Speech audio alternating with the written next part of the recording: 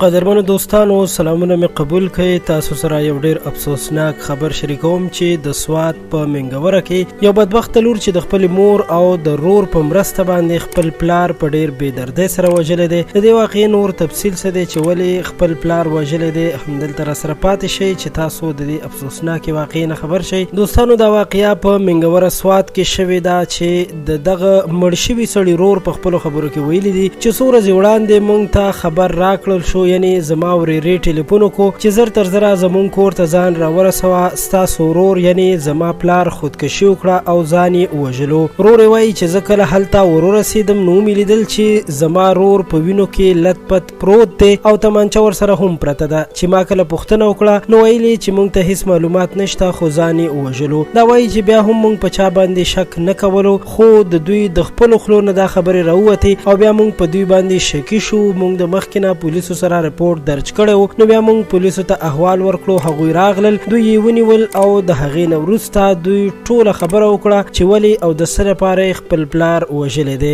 دغه جینۍ یعنې د دغه سړي لور په خپلو خبرو کې ویلي دي چې د پیسو لپاره خپل پلار وژلی دی. ویل کېږي چې پلار به د پراپرټۍ کار کولو، یعنی ځمکې به یې اخیستلې خرڅولې. کومې لور چې خپل پلار وژلی دی هغه واده شوې هم ده او په اختر کې خپل پلار کره راغلې وه، د هغې نه پس بیرته خاوند کره نه وتلې او تر اوسه پورې خپل پلار کره وه، تر دې چې خپل پلار یې ووژلو او په دې کې ورسره د خپلې مور سلا هم وه او د مور سره سره یې د رور سلا هم وه چې په دغه ورځ باندې رور پېښور ته لیږلی و چې په دوی باندې شک ونه کړی شي. خو دا هر څه اوس پولیسو ته واضحه شوي دي. الله تعالی دې داسې مجرمانو ته سخته سزا ورکړي. دوی دومره نه پوهېږي چې د کور یو مشر او سرپرست په دومره بېرحمانه مرګ باندې وژني. دا یو تازه او دردونکی خبر چې تر تاسو مو در ورسو. خان کلیک چینل سبسکرایب کړئ چې زموږ راتلونکي معلوماتي ویډیوګانې هم تاسو ته په اسانۍ در ورسي. تر بیا مو پر الله سپارم.